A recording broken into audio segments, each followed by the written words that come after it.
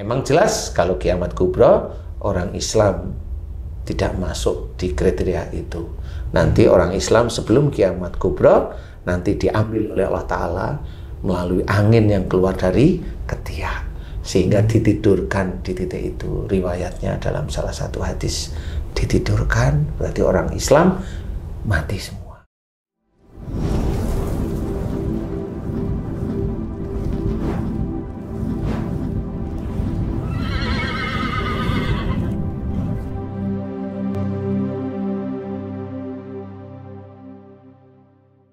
Bismillahirrahmanirrahim. Assalamualaikum warahmatullahi wabarakatuh. Waalaikumsalam warahmatullahi wabarakatuh.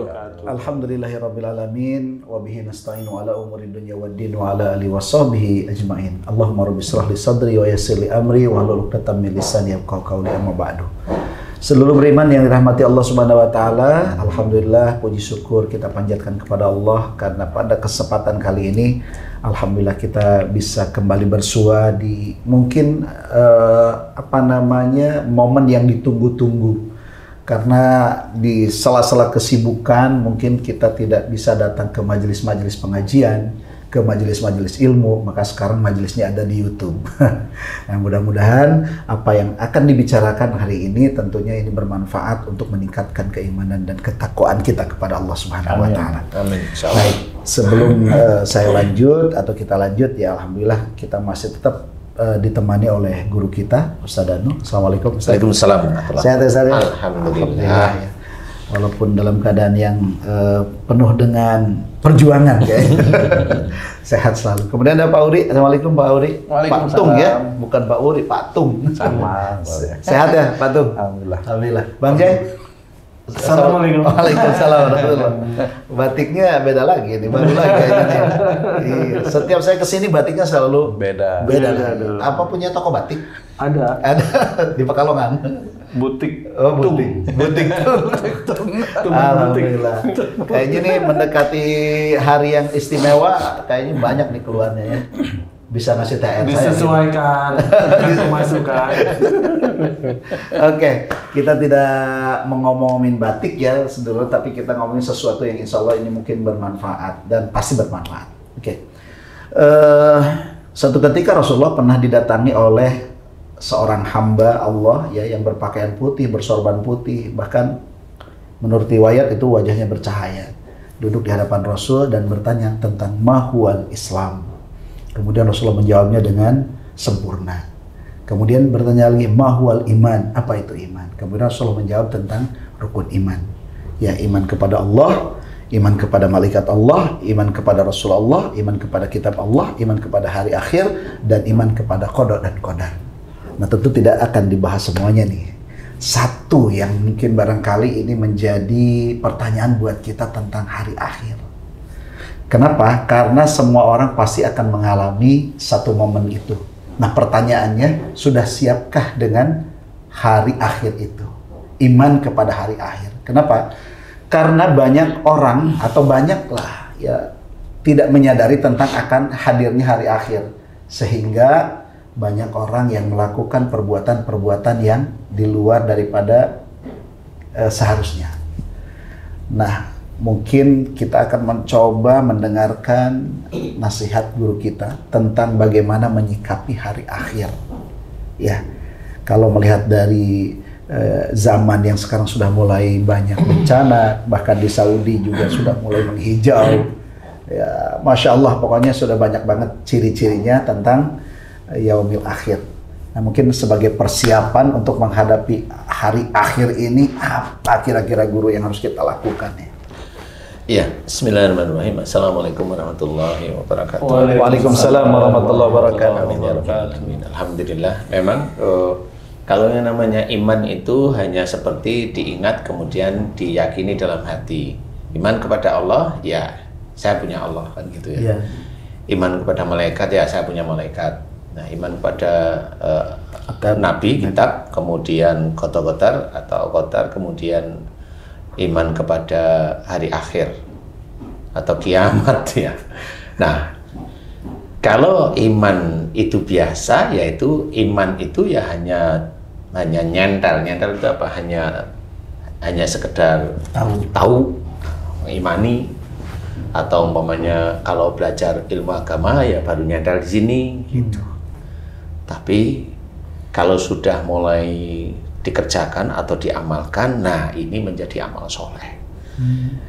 Itu dikerjakan, insya Allah kan menjadi amal soleh. Jadi kalau Allah menyuruh sholat, ya kita sholat. Allah menyuruh kita bayar zakat, bayar zakat. Allah menyuruh kita puasa, kita berpuasa.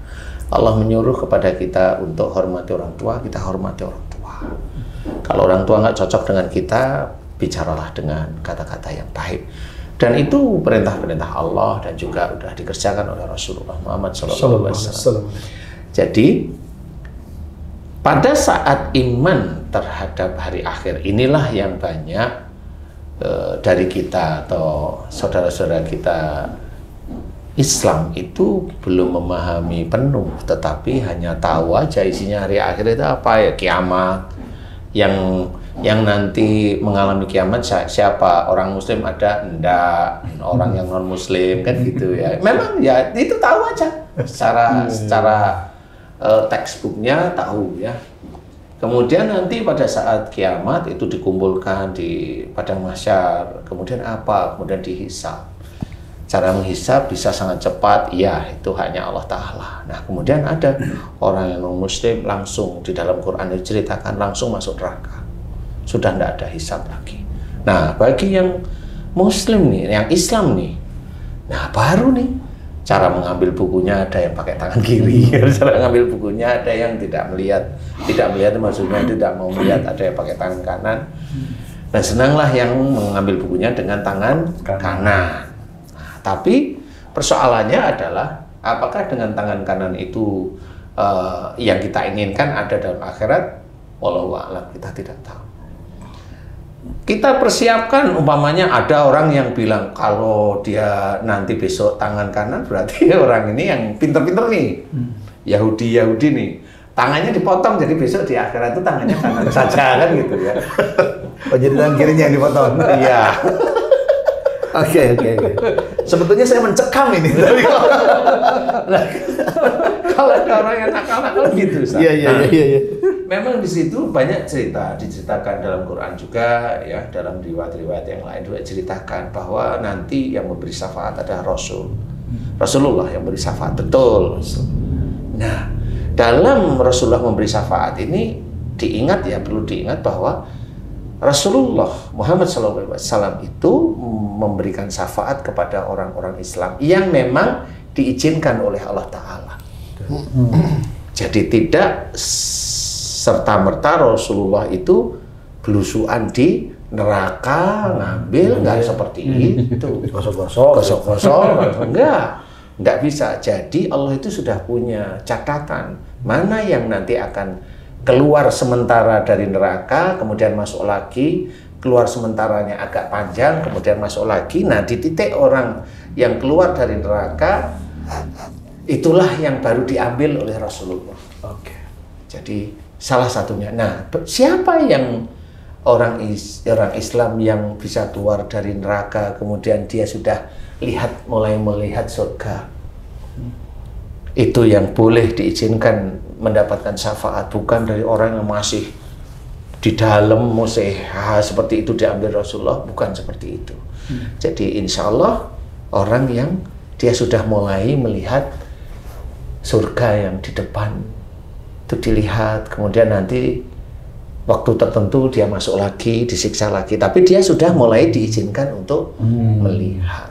Dikabarkan lah istilahnya untuk melihat. Nah orang inilah kalau di dunia itu namanya asimilasi, Ustaz. Ya, jadi asimilasi. Orang yang sudah boleh untuk keluar, lihat dunia luar. Biasanya kalau sama polisi-polisi penjara ini, orang ini disuruh beli makanan, diperkenalkan, beli rokok seperti itu. Yang rokok loh ya, menurut saya nggak ngerokok ya. Emang di surga ada rokok?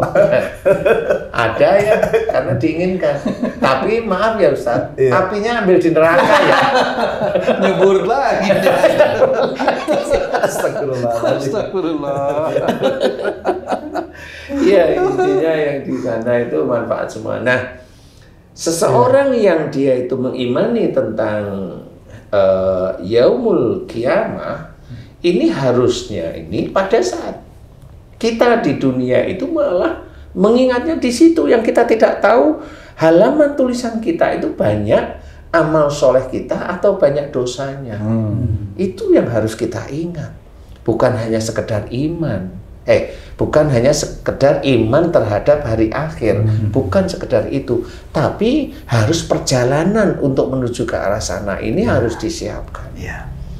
Allah menyuruh watubu ilallahi jami'an ayyuhal mu'minun, kerjakan. Kita disuruh bertobat, kerjakan tobat itu. Wasyari'u ila maghfiratin min rabbikum, nah kita disuruh bersegera untuk mohon ampun. Kerjakan terus-menerus, jangan mohon ampun tuh kalau ingat dosa baru mohon ampun, padahal dosanya banyak. Lah kalau ingat sekali mohon ampunnya sekali, dosanya itu ribuan. Lah ya nggak bisa, teruslah memohon ampun setiap harinya. Tidak hanya cuma pada waktu kita itu sholat, selesai sholat kita mohon ampun, lakukan terus-menerus. Kemudian berjanji sama Allah Ta'ala untuk tidak melakukan lagi. Karena istilahnya kalau taubat nasuha itu kan mohon ampun, kemudian terus-menerus, kemudian berjanji untuk tidak melakukan, dan itu nanti dinilai belajar. Kita harus belajar seperti itu. Kemudian juga bersyukur. Bersyukur ini juga jarang sekali kita kerjakan. Kita itu hanya kerjakan kalau mendapatkan sesuatu enak, itu mengucap alhamdulillah sudah benar, sudah nggak salah, benar. Tetapi hanya di titik itu kita mengucap. Kemudian sesuatu yang dititipkan oleh Allah Ta'ala dalam bentuk apa nih? Dalam bentuk uang, dalam bentuk makanan, dalam bentuk kendaraan, dalam bentuk kesehatan, dalam bentuk punya istri yang bakti sama suami, dalam bentuk suami yang menghormati istri, dalam bentuk anak-anak yang baik.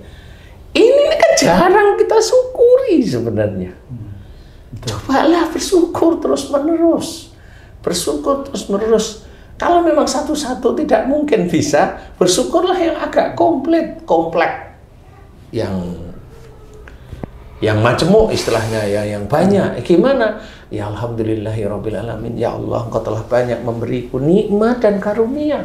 Nikmat yang pemberian Allah, karunia yang kita dapatkan sekarang kita pakai itu karunia, insya Allah. Nikmat dan karunia yang Kau berikan kepada diriku, ya Allah, alhamdulillahirabbil alamin, alhamdulillahirabbil alamin, yang Kau berikan pada diriku sejak aku dalam kandungan ibuku hingga saat ini, ya Allah, alhamdulillahirabbil alamin, yang aku tidak mampu menghitung satu persatu. Alhamdulillah ya Allah, alhamdulillah. Ayo, dan ingat juga pada saat kita sudah melepas bersyukur, jangan lupa pada saat dulu kita diberi oleh Allah Ta'ala, ada ujub, ada riya, ada bangga, ada sombong dari pemberian Allah. Ayo kita mohonkan ampun yang seperti itu. Ya Allah, jika aku kufur atas nikmat dan karuniamu, aku kufur, aku ujub, aku riya, aku bangga, aku sombong. Jika itu menjadi dosa di hadapanmu, ya Allah, aku mohon kepadamu ampuni dosa-dosa karena kufurku, karena ujub, riya, bangga dan sombongku. Astaghfirullahaladzim. Nah itu, lakukan itu terus-menerus setiap hari. Setiap hari kerjakan, karena itu yang nanti akan menjadi nilai di hadapan Allah Ta'ala. Kalau kita mohon ampun, mudah-mudahan dosa-dosa kita diampuni. Kalau kita bersyukur atas nikmat atau atas karunia Allah, mudah-mudahan dari rasa syukur itu malah pahala-pahala syukur kita ditingkatkan oleh Allah Ta'ala menjadi amal soleh. Tidak perlu kita itu bicarakan tentang ya Allah aku sudah menyembah kepadamu, nggak perlu malu-maluin kalau yang itu. Insya Allah seperti itu. Jadi persiapannya paling tidak itu dulu. Di luar sholat ya, sholat itu harus kita kerjakan. Kalau sholat, puasa wajib dan sebagainya, kemudian hal yang wajib harus kita kerjakan lah ya. Insya Allah seperti itu. Baik, jadi persiapan untuk hari akhir itu atau hari kiamat itu tadi adalah mengerjakan sesuatu yang memang sudah diwajibkan seperti sholat. Ya, benar. Ya, kemudian yang kedua bersyukur atas nikmat yang Allah berikan. Kemudian yang ketiga adalah bertobat. Nah, sekarang kalau misalnya kita menjadi suami yang baik, menjadi istri yang baik, menjadi masyarakat yang baik, menjadi pemimpin yang baik, yang berakhlak, apakah itu juga termasuk daripada persiapan untuk persiapannya? Iya, cuma menjadi baik yang istiqomah itulah yang sulit. Karena pada saat umpamanya punya istri baik, lagi dilayani, oh kamu istriku solehah, titik itu. Tapi nanti beberapa menit belum tentu. Belum tentu seistiqomah pada saat kita dilayani. Sama seperti suami yang meladeni istrinya. Meladeni tidak ada persoalan kok. Rasulullah juga membantu istrinya. Kan gitu. Meladeni dengan ketulusan hatinya. Nah, kalau kita sebagai suami, bisa nggak kita meladeni istri kita yang senantiasa selalu sujud pada Allah Ta'ala dan berbakti kepada kita, bisa nggak kita itu meladeni kembali? Apa yang dia sukain dalam arti yang tidak menjadikan sombong, ujub, riya, bangga, dan sebagainya itu. Ayo kita lakukan dan itu istiqomah. Nah, di titik itu sudah persiapan dan orang tersebut pasti tahu. Dia tidak mengejar sesuatu duniawi. Apakah dengan bekerja itu juga persiapan untuk hari akhir? Iya. Kalau dia melakukan aktivitas duniawi, bukan lillahi ta'ala, itu juga untuk akhirat. Iya, tapi yang kiri, yang buruk ya. Yang buruk dia. Tapi kalau dia melakukan suatu aktivitas pekerjaan yang baik, niatkan lillahi ta'ala. Nah, terus niatkan lillahi ta'ala. Diawali dengan bismillah, diakhiri dengan hamdalah, terus menerus kita lakukan dengan istiqomah terus. Nah, ini persiapan akhirat yang baik. Berarti menjaga lisan, menjaga pandangan, menjaga hati, menjaga pikiran itu termasuk salah satu persiapan. Jelas. Fabirahmati minallah lintalahum wala kunta fadon qalidal qalbi lang fatu min haulik fa'fu anhum wastaghfir lahum wasyawirhum fil amri. Fa idza azamta fatawakkal 'alallah innallaha yuhibbul mutawakkilin. Itu kalau agak panjang. Jadi diceritakan maka dengan rahmat Allah, lemah lembutlah kamu kepada mereka.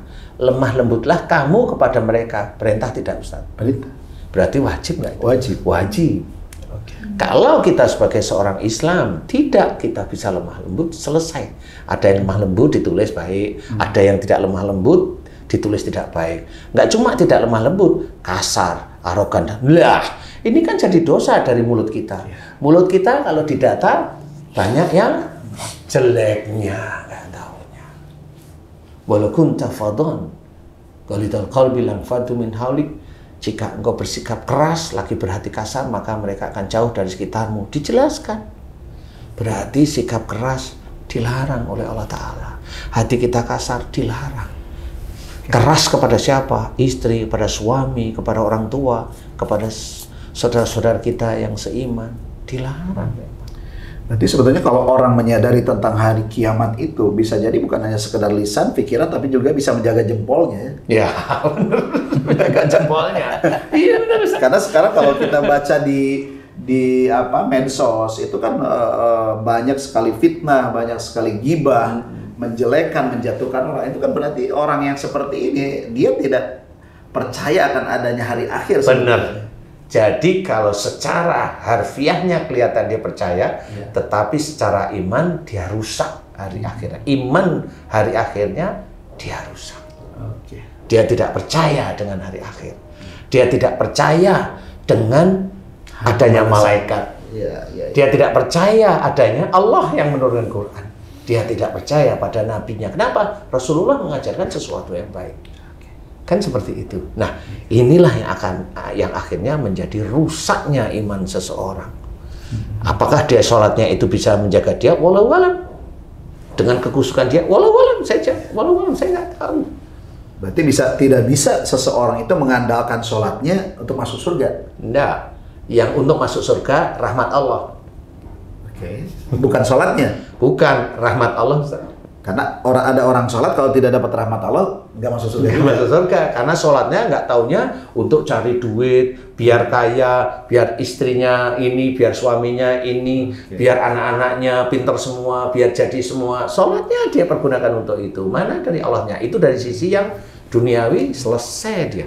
Jadi kita tidak bisa mengandalkan sholat kita, puasa kita, haji kita untuk masuk surga kecuali atas rahmat Allah. Tetapi tidak berarti kemudian ya udah kalau gitu nggak usah sholat aja. Nggak boleh. Makanya kita perbaiki yang sholatnya untuk duniawi, ayo lillahi ta'ala. Kan begitu ya. Berarti berpikir untuk hari akhirat. Iya. Ayo kita belajar ke arah sana. Inna sholata tanha anil fahsya'i wal munkar. Bagaimana arti dari dari ayat ini? Sesungguhnya sholat itu mencegah dari perbuatan keji dan mungkar. Ayo kita praktekkan. Kan gitu. Seorang yang melakukan sholat masih dia melakukan perbuatan keji dan mungkar, berarti sholatnya tidak menjadi acuannya dia. Itu kuncinya. Jadi tidak bisa. Banyak kok saudara-saudara kita yang dia sholat, dia beribadah, dia berpuasa, tapi korupsi. Iya. Kan gitu. Ada kok yang korupsi dari golongan atau kelompok-kelompok yang kelihatannya Islami. Ya ada tetap ada. Bahkan korupsinya pun diminta doa sama anak-anak yatim jadi. Agar berhasil. Iya Ustaz. Nah ini kan akhirnya merusak semuanya. Iya. Nah makanya di sini yang kita ketahui adalah harus kita pahami, ngerenung dulu untuk hari kiamat, kemudian isinya nanti pada saat di padang mahsyar apa itu ngerenung dulu, kemudian ayo kita aplikasikan di dalam kehidupan sehari-hari. Sholatlah karena Allah, kan seperti itu ya. Niat, kalau niat nggak usah dipikirin, niat itu dalam hati boleh. Dan itu jelas yang diajarkan oleh Rasulullah. Mau niat melalui mulut? Boleh. Kan gitu ya. Kenapa boleh? Karena hatinya pasti ngikutin istilahnya. Hatinya pasti mau sholat. Hatinya masih mau seperti itu. Tapi jelas karena Allah. Nah, di titik ini kita harus pahami bahwa oh berarti sholat kita harus kita jaga. Bukan sholat yang kita jaga. Dari kita melakukan sholat harus belajar. Ini mulut kita harus belajar untuk tidak ngomong sembarangan, tidak emosional, tidak ini, tidak ini. Otak yang dititipkan oleh Allah Ta'ala, ayo otak kita itu berpikir yang positif, husnudon. Jangan suuzon terus. Jangan suuzon terhadap diri sendiri, suuzon terhadap diri sendiri, nanti di dunia itu sudah kena skizofrenia dulu. Kan gitu ya. Ayo kita berpikir positif. Husnudon terus-menerus. Nah, itu sama, tangan juga sama. Sehingga dalam proses sehari-hari Allah nanti akan menitipkan sehat. Ustaz, jadi Allah akan menitipkan sehat. Nah itu salah satunya. Belum tentu orang sehat nggak punya dosa. Iya. Tapi paling tidak kalau kita itu mengarah kepada tuntunan kita, Allah akan menitipkan sehat. Itu nomor satu. Oke, Guru Dat. Ini kan di samping kanan kita nih ada Pak Uri, ya, ada Bang Jai. Tentu semua kita ini punya masa lalu yang mungkin ada kadang-kadang lurus, kadang-kadang belok ya, kan begitu. Nah, kemudian kenal dengan Ustadz kan udah dari tahun berapa tuh?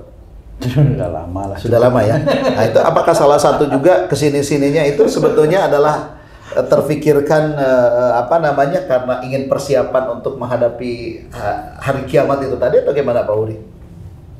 Atau baru hari ini? Atau baru hari ini? Ya memang kalau kita memikirkan hari kiamat, semua manusia itu kan melalui satu peristiwa dulu, Ustaz. Ya. Yang namanya mati. Kan gitu. Nah ini yang kita nggak tahu kapan. Masya Allah. Jadi sebenarnya persiapan mati ini juga penting juga nih sebelum nanti di akhiratnya dihisab. Mati itu kan ada yang mengatakan itu adalah kiamat kecil. Sugro. Ya. Kiamat kecil. Berarti sebetulnya kan berarti kan selalu taklim dengan Ustadz, kemudian mengikuti yang disarankan Ustadz itu adalah salah satunya untuk menghadapi kiamat besarnya itu juga. Gak berani jawab. Ya matilah kan. Matilah. Sebenarnya saya akan cerita gini. Tung itu sebenarnya nurut Ustaz.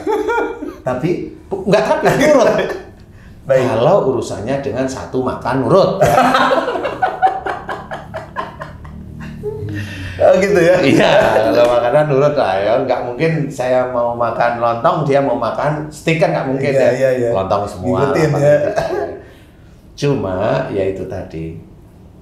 Untuk menjadikan persiapan itu susah.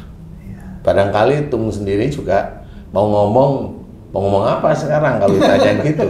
Kan persiapannya itu kan ibadahnya. Nah, itu kan baru ngaku sendiri dia. Nah, sebenarnya persoalannya itu kita itu nggak jelas-jelas itu dimunculkan oleh Allah Ta'ala itu begini Ustaz.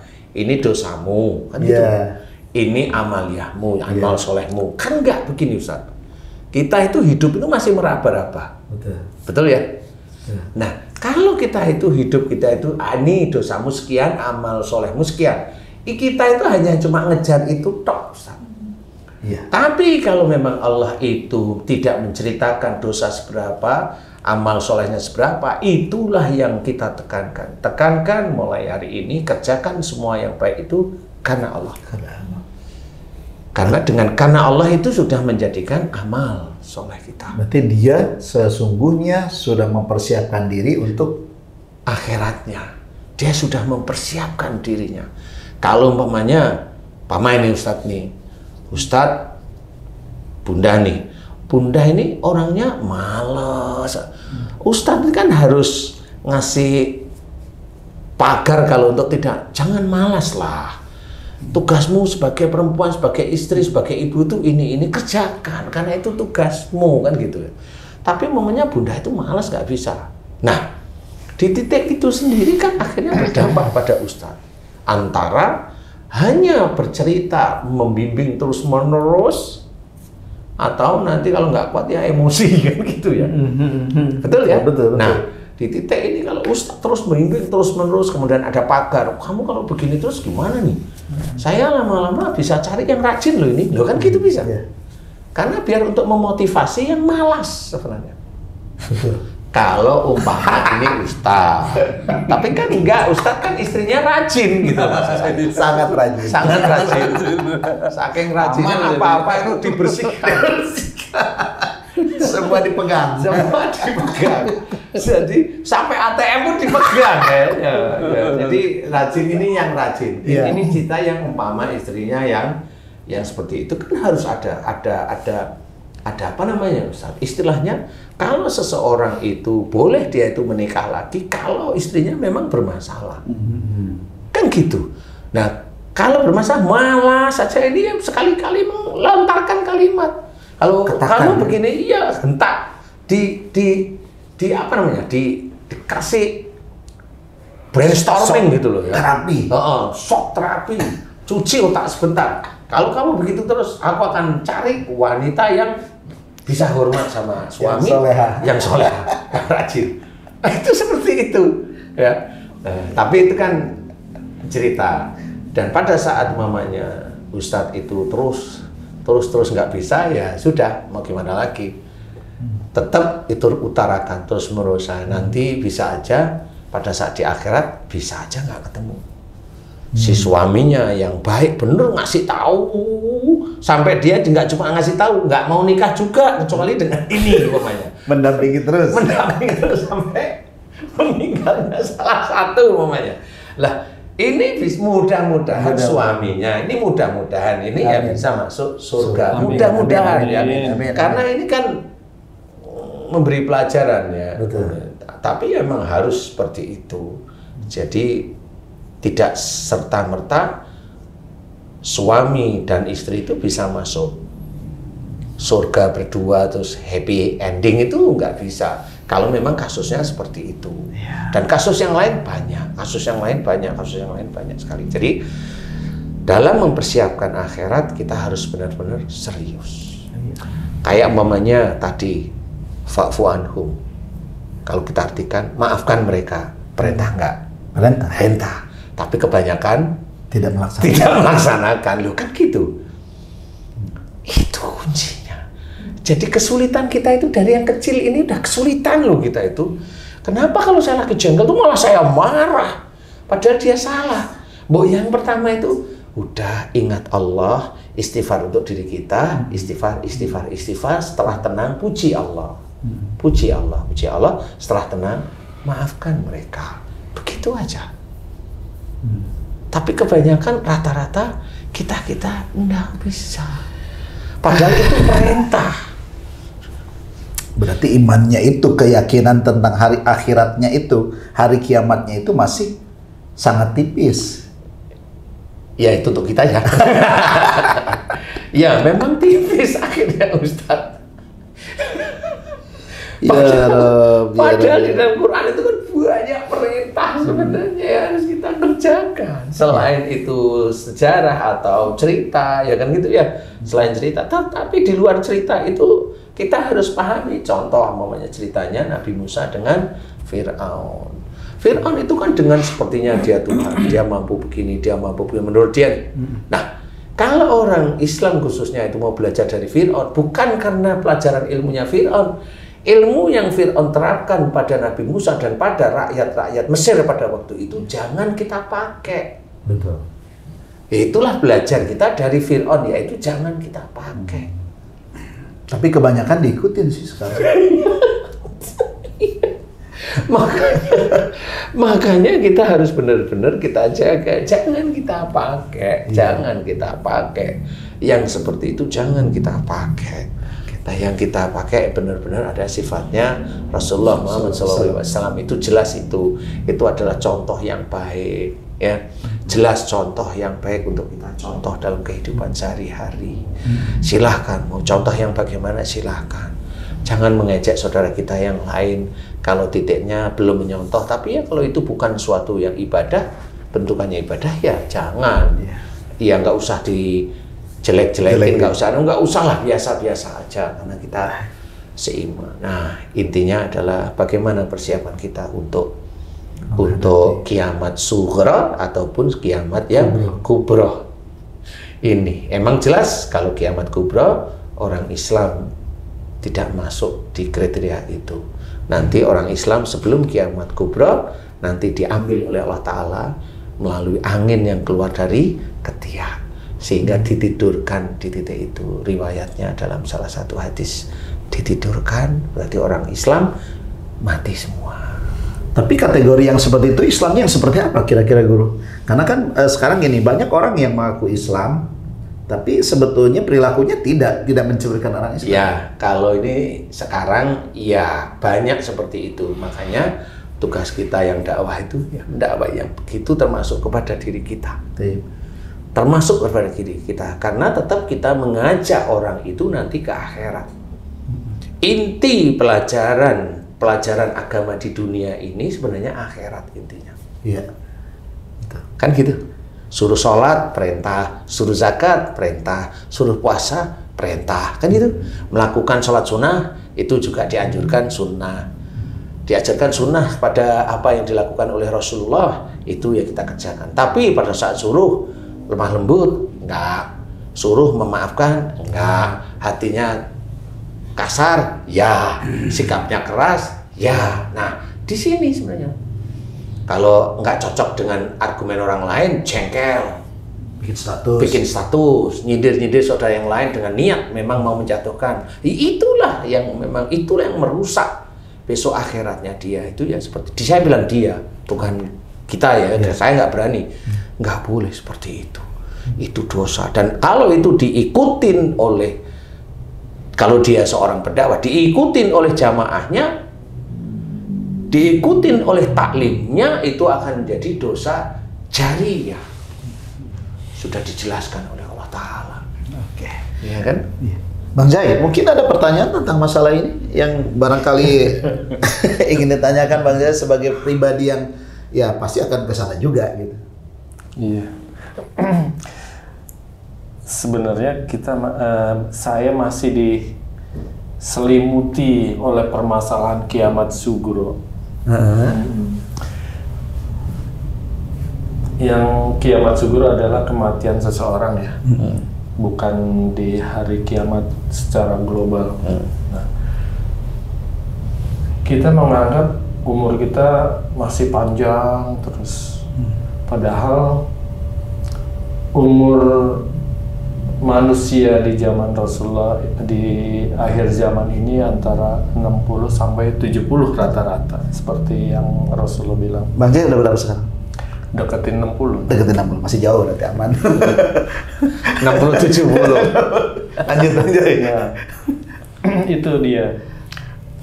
Kalau orang udah mendekati 60 atau orang yang sakit-sakitan yang sakitnya parah baru berasa ternyata hidup ini sebentar ya. Belum lama kita kuat perkasa, kuat segala macem, tapi sebentar lagi dipanggil. Baru betapa tidak bergunanya hidup-hidup yang lalu yang penuh dengan kemewahan, foya dan segala macam itu, apalagi orang yang berilmu seperti yang B.J. Habibie katakan, ternyata ilmu teknologi tidak ada apa-apanya dibandingkan dengan ilmu agama. Kalau seandainya bisa memilih, saya milih ilmu agama. Jadi bagaimana menebus kesalahan-kesalahan yang lalu, tapi waktu yang diperlukan untuk menebus yang puluhan tahun cuman beberapa tahun ke depan. Itu kesibukan yang harus dihadapi. Nah, pertanyaan ke Ustadz, bagaimana Ustadz kesibukan untuk memperbaiki atau menebus yang masa lalu itu dengan waktu hanya beberapa saat ini? Seandainya bisa tuh seperti apa tuh Ustadz? Bisa dan tidaknya insya Allah itu Allah yang mengetahui ya Ci ya. Jadi bisa apa tidak Allah itu. Nah, bagi kita memang kita kejar. Jadi istilahnya kita kejar untuk diri kita. Ingat, fastabiqul khairat itu jelas. Jadi kita harus punya planning untuk mengejar. Makanya kalau tadi saya cerita, kalau kita tidak bisa memohon ampun tentang dosa satu persatu, cobalah global. Ya Allah, ampuni banyak kesalahan dan dosa-dosa yang aku lakukan sejak akhir balikku hingga saat ini, di mana aku selalu melanggar firman-firman-Mu yang ada dalam Quran dan sunnah Rasul. Ampuni ya Allah.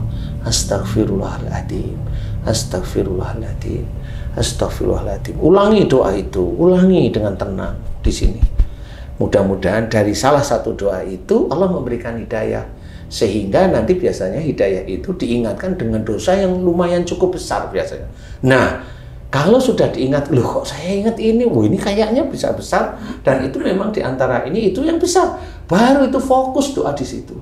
Ampuni ya Allah aku yang ini, ampuni aku ini ya Allah, ampuni ya Allah, astagfirullahaladzim. Ingat yang itu terus. Nah, itu hidayah dari Allah Ta'ala, petunjuk untuk menyelesaikan demi menyelesaikan kesalahan demi kesalahan. Nah, itu salah satu cara. Kemudian tadi saya juga menceritakan bahwa bersyukur pun kita itu sangat jarang. Orang Islam bersyukur hanya sekilas saja, hanya 2-3 detik. Habis itu kita, nggak cuma orang Islam, kita memakai uang titipan Allah, memakai sarana-sarana Allah, ini kita pakai untuk makan, untuk ini. Jarang sekali itu kita syukuri. Jarang sekali, padahal kita makan, kita ini. Makanya yang di situ saya mencoba mengingatkan khususnya untuk diri saya sendiri maupun saudara-saudara beriman lain, tetap syukuri itu, terus syukuri setiap saat. Tahu bahwa kita itu masih banyak kurang dalam bersyukur. Nah, mudah-mudahan kalau kita itu bertempur dengan kekurangan-kekurangan kita itu, mudah-mudahan hidayah Allah itu diberikan terus-menerus. Nah, dalam kondisi kita itu bertempur di dalam mohon ampun kekurangan kita, ataupun tentang rasa syukur kita, ataupun kufur kita dari yang dititipkan oleh Allah Ta'ala yang kita sebenarnya lupa sekian puluh tahun itu, kita tetap mohon ampun kekufuran-kekufuran kita. Jangan merasa kita hebat. Enggak, kita itu memang masih banyak salah dan dosa. Nah, di titik kita itu berjuang untuk memohon ampun kepada Allah, meminta maaf kepada seseorang, bersyukur terhadap nikmat Allah, mohon ampun atas kekufuran, terus-menerus dengan niat karena Allah. Kemudian di waktu-waktu luang kita santai, kita ini mulut itu tidak akan kering dari muji Allah atau mohon ampun, terus-menerus di dalam keadaan apapun, kecuali di tempat yang tidak diizinkan oleh Allah. Ya, maksud saya seperti itu. Itu perjuangan kita untuk mencapai bahwa apakah ini sudah diterima atau belum sama Allah Ta'ala. Mudah-mudahan diterima karena perjuangan kita itu terus-menerus kita lakukan. Apalagi dengan tidak mau melakukan hal yang buruk itu lagi, benar-benar tidak mau, menyesal, benar-benar menyesal istilahnya. Nah, mudah-mudahan Allah mengampuni, terus-menerus mengampuni. Persoalan masih sekian tahun lagi, serahkan sama Allah karena kematian itu miliknya Allah. Kita tidak tahu, tapi kejar terus-menerus seperti itu. yang dulunya sholat umpamanya ada, umpamanya ini yang diperhitungkan. Saya memang tidak menganjurkan dalam doa itu sujud. Doa aja seperti yang dilakukan oleh Rasulullah. Jangan doa keinginan kita dimohonkan pada waktu sujud. Loh, saya ngelakuin katanya boleh kalau dalam hati. Nanti dulu dalam hati ya. Kalau saya dalam hati, niat itu yang diajarkan oleh Allah Ta'ala dalam hati tidak? Dalam hati. Dalam hati. Biqalbi. Nah, berarti kalau kita doa dalam hati meminta pada waktu sujud itu bisa merusak sholat kita akhirnya. Itu sama seperti niat dan itu terwujud sebenarnya di hadapan Allah Ta'ala. Makanya saya janganlah berdoa aja yang biasa saja. Sujud, lakukan sujud apa yang dilakukan oleh Rasulullah cukup. Karena Allah itu mau mengabulkan doa kita dan tidak itu tergantung iman sama amal soleh kita. Itu tahu, harus tahu itu. Bukan nanti kalau kita itu namanya sujud kemudian doa minta-minta dikabulkan. Oh, coba aja dilakukan beneran. Kalau dia minta duniawi dan dikabulkan sama Allah Ta'ala, itu istijraj. Insya Allah itu istijraj. Karena apa? Karena Allah sudah menceritakan di ayat-ayat yang lain, seseorang yang meminta dunia nanti di akhirat dimasukkan neraka. Jelas. Jadi orang Islam harus paham ayat demi ayat itu harus dimengerti. Tidak hanya untuk mengumbar nafsu untuk dunia, enggak. Boleh berikhtiar karena Allah ya. Boleh mencari ikhtiar itu ibaratnya benar-benar karena Allah ya. Kan gitu ya. Jadi benernya itu benar-benar karena Allah. Bukan hanya cuma mencari uang agar kaya, enggak, karena Allah aja. Bukan karena nafsu ya. Bukan karena nafsu, ya. Nah, insya Allah yang disitulah yang nanti Allah yang menilai. Sehingga kesiapan seperti Haji J tadi itu sama seperti kesiapan sehari-hari. Jadi mungkin kasus yang seperti yang disampaikan Bang Jai tadi itu sesungguhnya ya kita lakukan saja sekemampuan kita. Semampunya, betul. Begitu. Dan kita tidak perlu pesimis ya. Enggak usah pesimis. Karena innallaha ghafurur rahim. Iya, betul. Jadi itu yang tetap harus kita kerjakan. Sombong juga tidak boleh, apalagi sombong merasa tahu.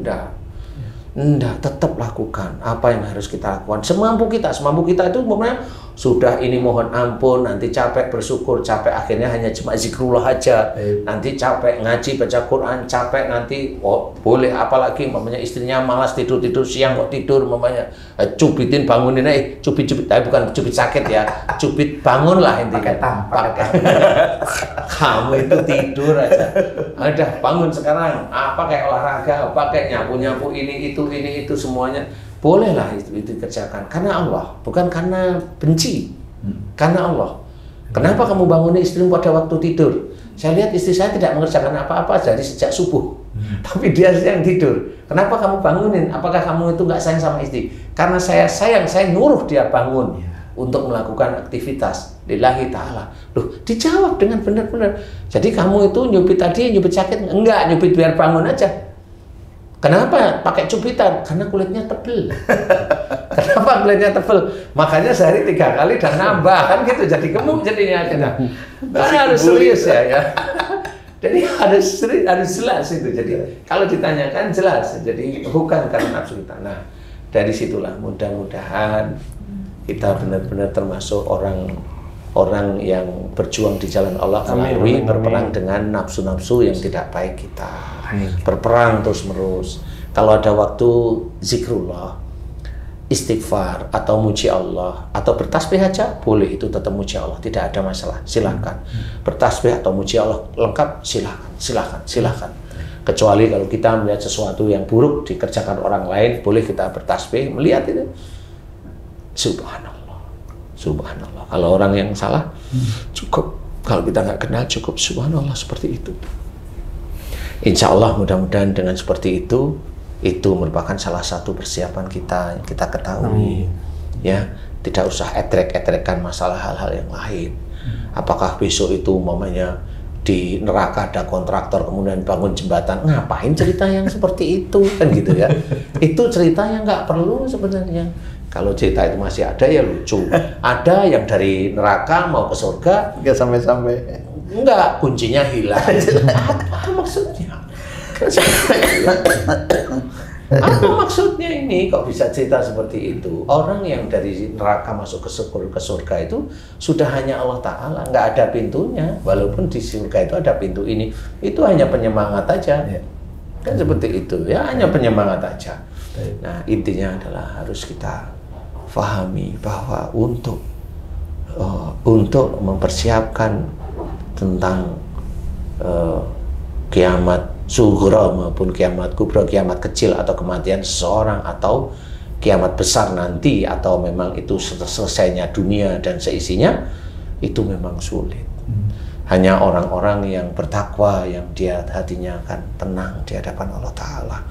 Makanya bagaimana kita itu benar-benar belajar agama itu sungguh-sungguh, nggak cuma belajar hafal aja, kerjakan. Karena yang dinilai itu nanti yang kita kerjakan. Insya Allah. Wallahu a'lam bishawab. Oke, sedulur beriman yang dirahmati oleh Allah Subhanahu wa taala, berbicara tentang persiapan menghadapi hari kiamat dan hari akhirat, tentu ini tidak akan pernah selesai masalahnya. Kenapa? Karena kita adalah orang-orang atau hamba-hamba Allah yang mungkin lebih banyak melakukan yang negatifnya dibandingkan positifnya. Tetapi tidak perlu berarti kemudian kita pesimis. Kita tetap optimis, lakukan apa yang kita bisa. Karena Allah itu Maha Pengampun. Kalau dosa kita setinggi gunung, maka ampunan Allah lebih tinggi daripada itu. Nah, yang jadi masalah itu adalah ketika kita siap atau tidak untuk itu. Karena iman itu tidak cukup diucapkan, tapi harus masuk ke hati dan dilakukan dalam perbuatan. Ketika kita ingin persiapan menghadapi hari kiamat, ya tentu bukan hanya sekedar sholat. Bahkan sholatnya pun kalau tidak lillahi ta'ala, berarti dia sebenarnya bukan persiapan untuk hari kiamat.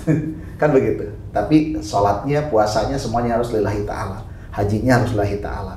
Dan kemudian kita harus menjadi ya hamba-hamba Allah yang baik. Suami, istri, anak, siapapun itu, profesional dan sebagainya. Tetap lakukan karena Allah Ta'ala. Itu adalah sebagai bukti persiapan. Nah, Rasulullah pernah menyampaikan dalam satu hadis, dikatakan, "Man kana yu'minu billah falyaqul khairan aw liyasmut." Karena siapa beriman kepada Allah dan hari akhir, falyaqul khairan aw liyasmut. Berkatalah baik, atau kalau tidak bisa lebih baik diam.